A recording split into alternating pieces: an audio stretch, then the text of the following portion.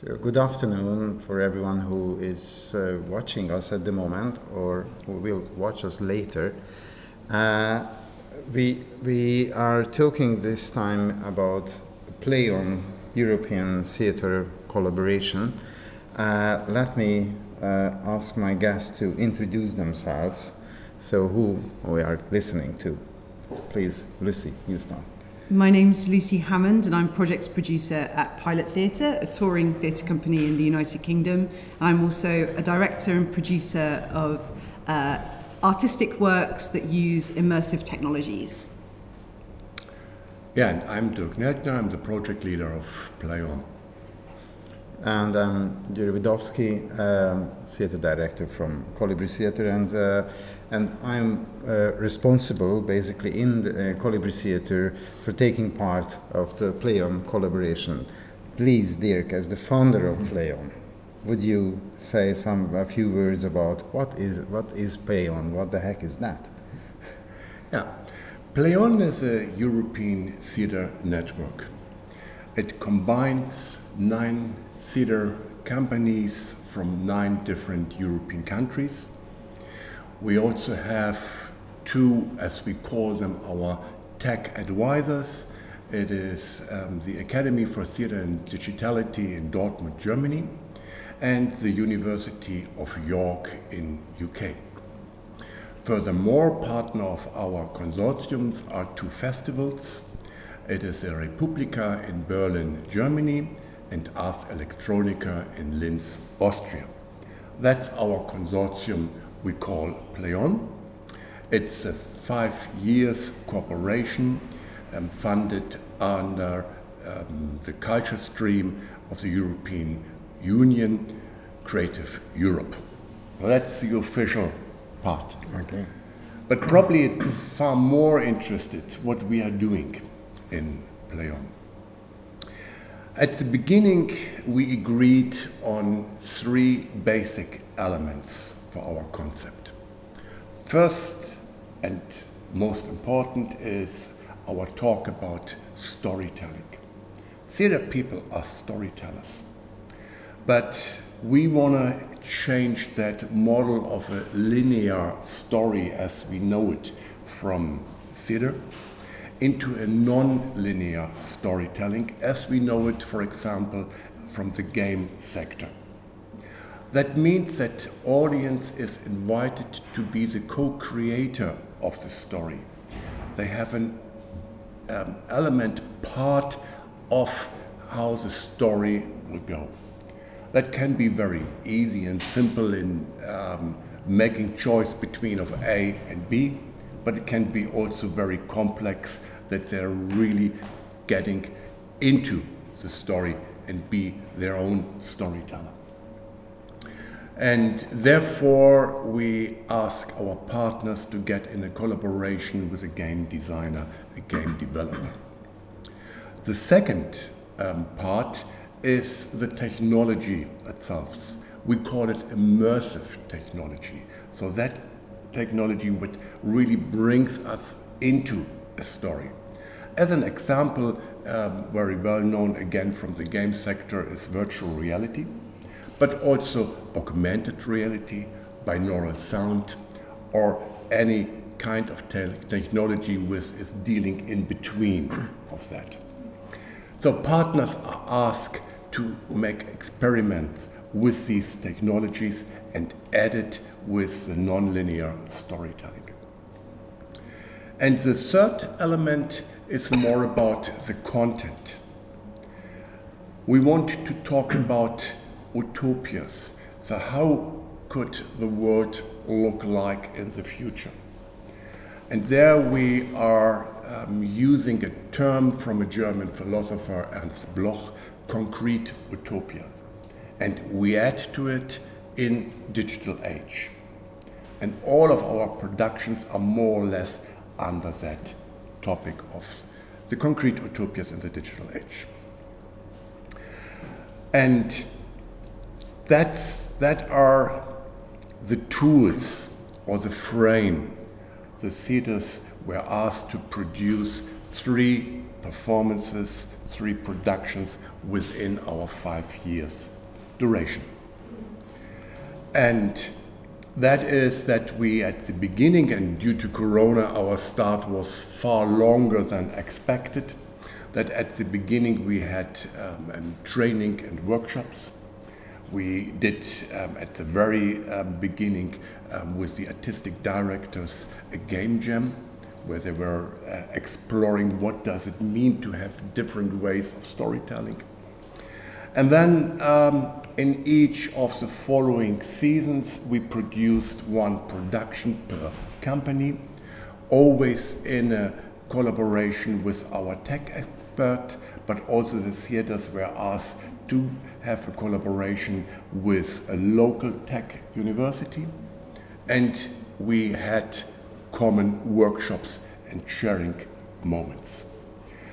And now we are almost at the end. We here in Budapest are presenting our 2nd production, and we also started our talks about the 3rd production, which will have their opening in the season 23-24. And I think that's a short introduction of that's a really nice summary. So that basically explains and gives the background to our festival. We call it PlayOn Budapest Festival, and as you mentioned that here we have invited all the companies who are participating in this collaboration to show their 2nd productions, as you mentioned. So the 2nd which we have created in each company within this collaboration, and with using all that knowledge and the technology which we have learned previously in the preparation phase. So, okay, that I think that's quite clear, and thank you for this summary what you gave us. Lucy, when you heard the first time about PlayOn and the concept, what did you think? Is it really suitable for your theater, for Pilot Theater, or did you think, oh my gosh, it's again something particular we have to do, we can't really produce proper or traditional productions, or so? What did you think? Well, I was personally very excited about the prospect of being part of the PlayOn project because we are a theatre company for young audiences, and I feel as storytellers in the theatre, especially when you're looking to attract that age group, it's a really sort of intriguing and exciting way of kind of creating artworks that might appeal to those young people who maybe haven't been to the theatre before, or maybe feel like being in a traditional theatre environment isn't for them. And I think that merging the idea of gameplay and interaction with storytelling is something that our audiences in particular at Pilot Theatre are really excited by. So I was really looking forward to being able to get stuck in with the partners and learn a lot through the process. So yeah, it was an exciting idea really. Okay, and Dirk, how did you come to the idea? So because this is basically you have a small team, and you have an idea, and then you try to collect partners, theaters all over Europe, and then you write an application, and if the application is successful, then you will get the money and you can run them. But how did you come to the idea that this is what is needed as a next project? That immersive technologies, new way of storytelling, etc., etc. So everything what you have. So are you that bored with traditional theater? Yes, that's for sure. And but it has a longer history. We had a project before which we called Platform Shift, and there's already was a shift. The shift from traditional theater into digitality. And there, both you, Kolibri, and Pilot were partner, and we discussed with you there already the ideas of how we could do a next step, what is needed. And if you're doing theater for a young audience, you have to offer something what is related to the daily life. And to be very clear, that doesn't mean that I'm against traditional theater, but I think we have to add tools they are using every day. And the biggest change through digitality, from my understanding, is a way of communication. And young people, but not only young people, we as well, we are now used to be always part of that storyline.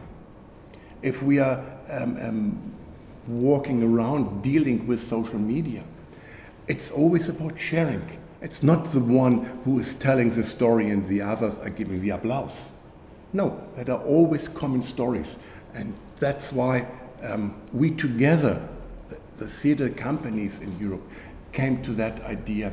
We should find a way to tell our stories, to make our offer a little bit closer to the daily reality of young people.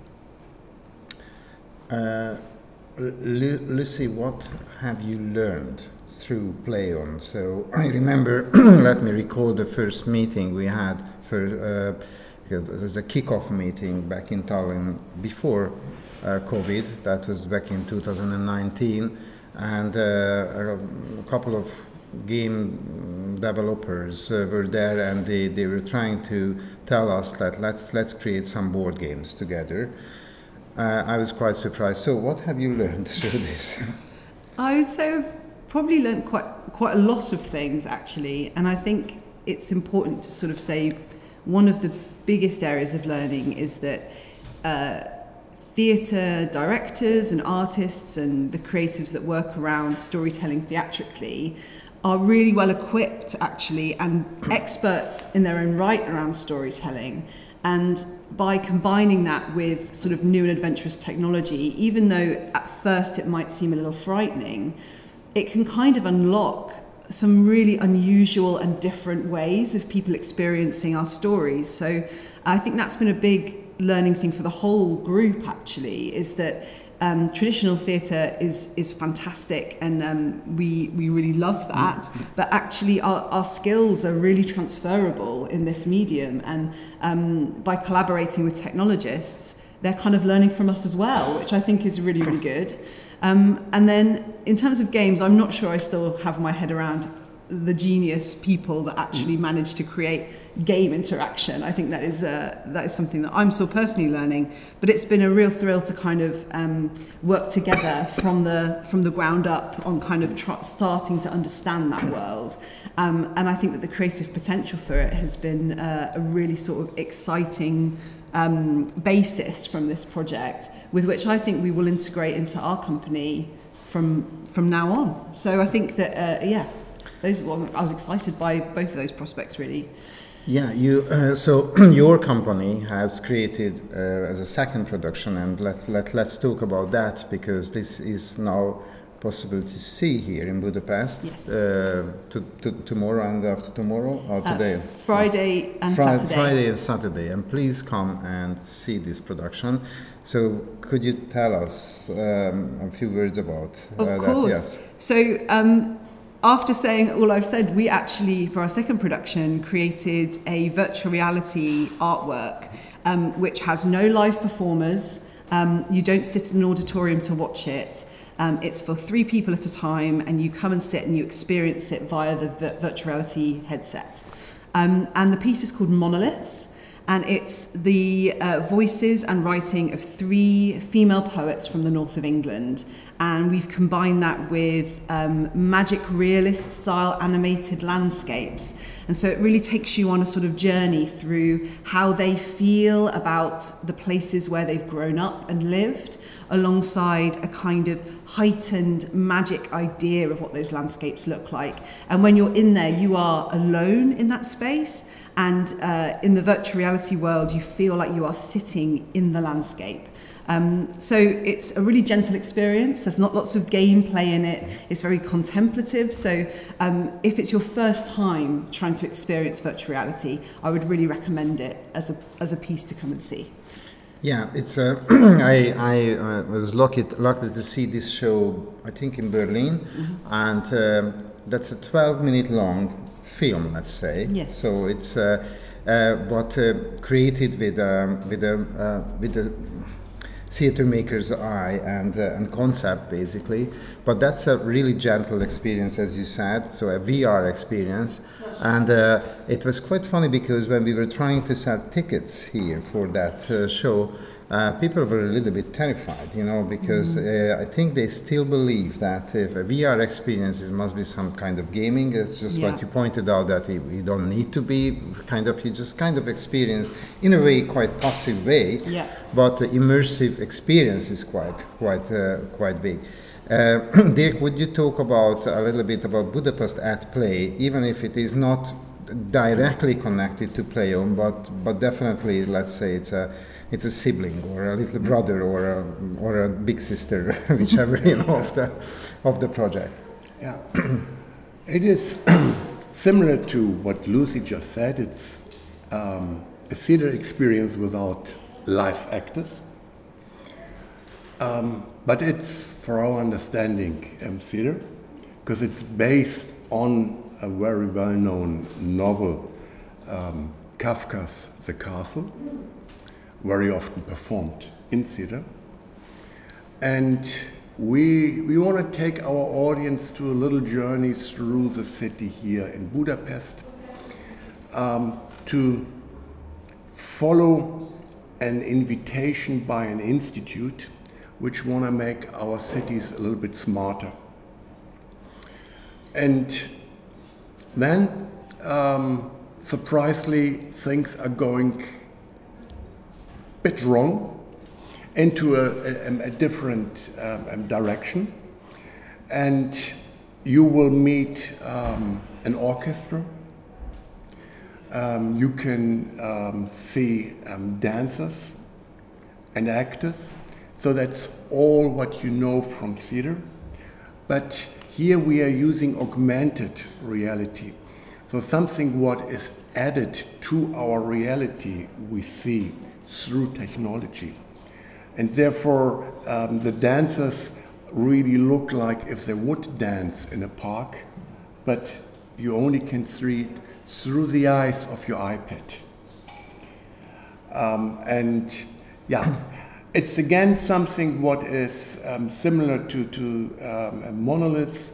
It is an additional offer theater can do. I'm pretty sure you will agree with me. We don't want to replace it with that kind. Not. But it is an augmented theater, so it is added on. Yeah, that's Budapest at Play. Yeah, but let us make it clear. You haven't created this production exclusively for Budapest. You originally have created that back in Saxon, and you have certain adaptations of that. So wherever you go, whichever city you perform, you try to adapt that production to that city. Yeah, because the main idea was that theater, who did it in Germany, is a touring company. And we wanted to use technology to support a touring company which has an orchestra, a ballet, of course theater, but also puppet theater for the younger ones. And we wanted to make it as an example that you can bring it into the smallest community, all that, the orchestra, ballet, come on. And that's why Budapest at Play is something which could appear in any other city as well. It's, you know, being part of PlayOn definitely taught us lots of new things, and then we discovered, are you yourself a gamer, a kind of a gamer who kind of likes to play online? So how do you feel learning a new technology and immediately adapting that into theater? Sometimes I have the feeling, because I'm not a gamer, but I'm still using it. I'm trying to learn, and I'm not sure whether I have the right. I'm the right person to adapt it immediately into theater. So, how do you feel about that? I am not actually a gamer either. I used to play a lot of video games when I was much younger, but since creating work myself using the technology, I have really started to try and experience a lot of virtual reality pieces, and those have been in the spectrum from some of games, but a lot of them are artistic pieces, a lot like monoliths.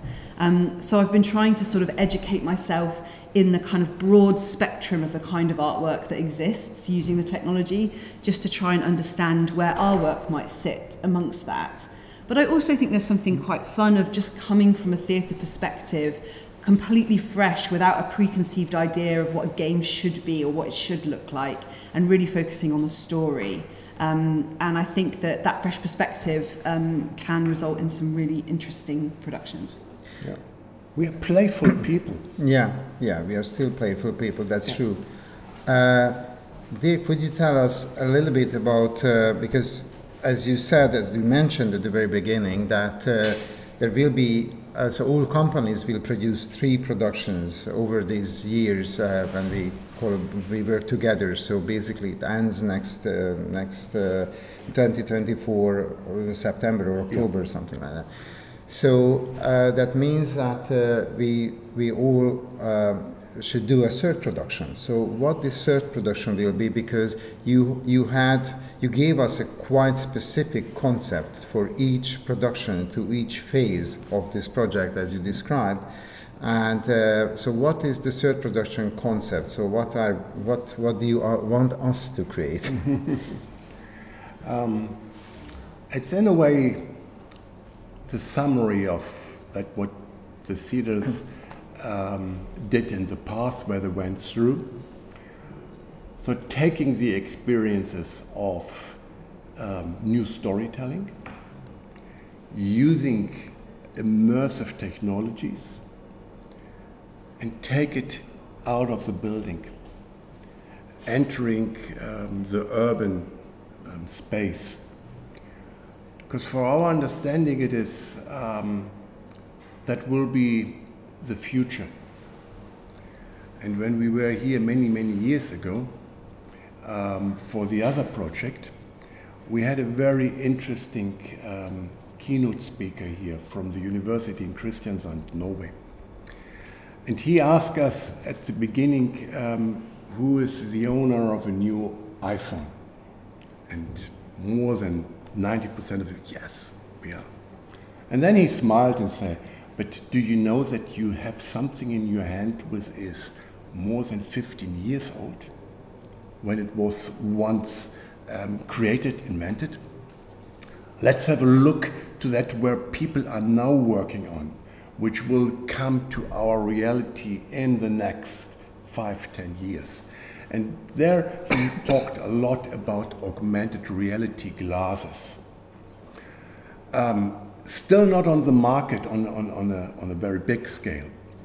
But what he said was that companies will enter the virtual space in our cities, which we only can experience and see with these new glasses. And there I had the idea that the artist, the art, theater, shouldn't come again too late into that space. So that we are there, that we are recognized as those who are the storytellers, who are those who are not only following mainstream and saying yes to everything. We should be there as well. And if you were like in Budapest play, if you go once to your park where you go every day, and if you could combine it to another kind of experience, then you will look with different eyes on it. And that's what we want to do with the companies. Bring them out, let them tell stories in that virtual mixed reality space of our cities. Yeah, that's so true, and we can see that coming, definitely. But it reminded me what you just said. Reminded me of another experience we recently had. We all had, which was the pandemic, so the COVID. which kind of forced us all to stay at home. And for theater makers, you can't really, so an author can probably work at home writing a new book, and game developers, can totally work from home anyway, so their life hasn't stopped. But our life has stopped, in a way, for a long time. And there were so many different experiences how theaters were trying to put their productions online and make it accessible. And so we had this experience. But do you think COVID has influenced our work? Because we have made our second productions after COVID or partly during COVID. So we definitely were trapped in that situation. And at the same time, we were forced to do something which is not in an urban space, because that will be the third production, but something which is definitely connected with digitality and with immersive technologies. So obviously, for me, definitely, I don't want to answer my question for you, but definitely for me, it helped that I was trapped in that situation. So how was it about you? Our first PlayOn production actually was originally going to be something that happened in a space with people interacting, and we had to completely change the idea because of the pandemic, and it did actually become a screen-based game. So it's a storytelling game where you piece together a story through various evidence, but it wasn't going to be that originally, and the pandemic made us completely change the way that we were viewing the process. And as a result of that was a really interesting project to work on. And we now, as a theatre company, have a game, which is kind of amazing. So there was something good that came out of that, and it forced a different perspective on how to tell that particular story that we wanted to. So, but yeah, maybe Lucy, I think that your company did many changes in selling theater to your audience in the Corona times, isn't it? We did we gave for free recordings of our previous shows as well for young people, and for those, because obviously young people were at home as well, being educated at home. So we did also make that more accessible. But Pilot Theatre have actually done that for decades. So that wasn't that much of a big change for us. Yeah, but definitely Monoliths is a very pandemic-friendly production, because you just go on your own. In your wearing your mask or not, doesn't matter, but you don't really meet another person, so you don't have to, so it's something you can play, definitely. Even those times. We have created our first production here in Kolibri was Watergate, which was a escape room, and we were thinking that that still can work even in during pandemic, let's say, because we usually sell that production for a school group. So if kids can go to school and they don't meet any actor, because they meet at the very end of the show an actor, but basically the bigger part of the production, they are among themselves anyway. So it's easy. We just build a room where they have to find some riddles and etc. But the main thing is that it is something we definitely could play if it happens something similar again. Hopefully not. Please not. Yeah, please not. Exactly. But I had the feeling that it has definitely influenced us in a way. So it was kind of matching what we have already learned. So another, which I found very interesting, that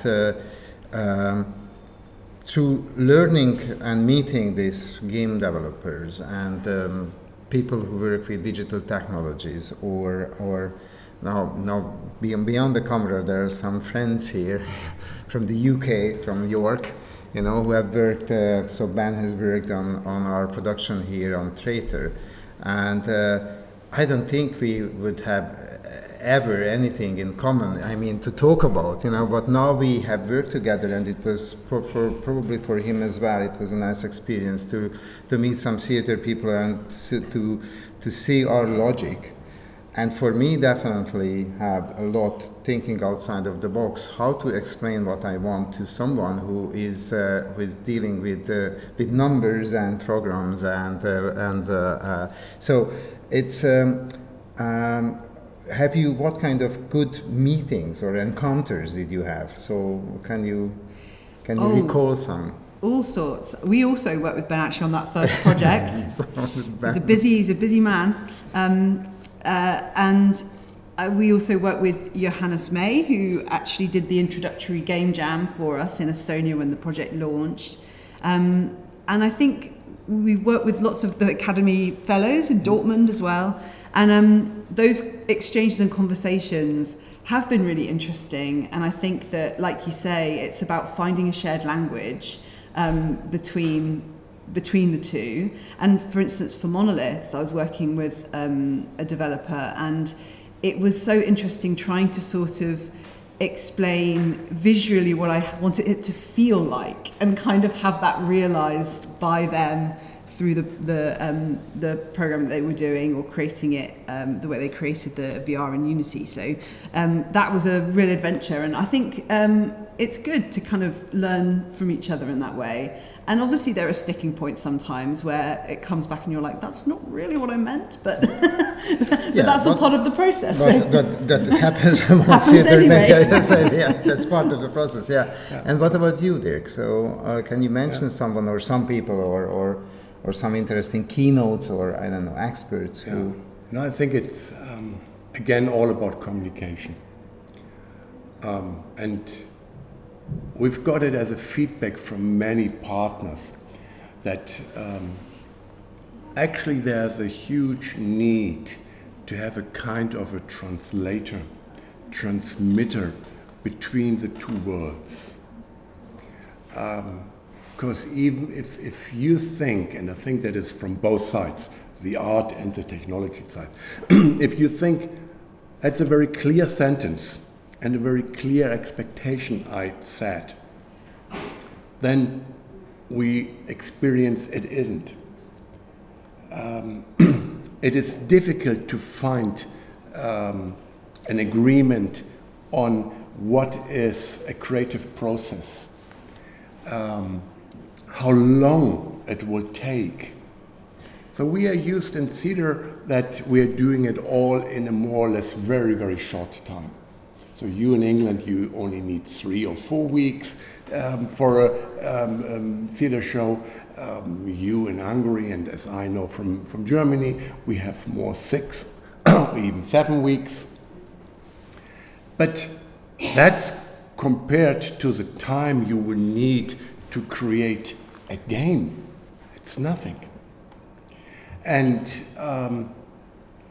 that's a very simple examples. It's also going deeper in the understanding of the role of audience, the freedom we will give them.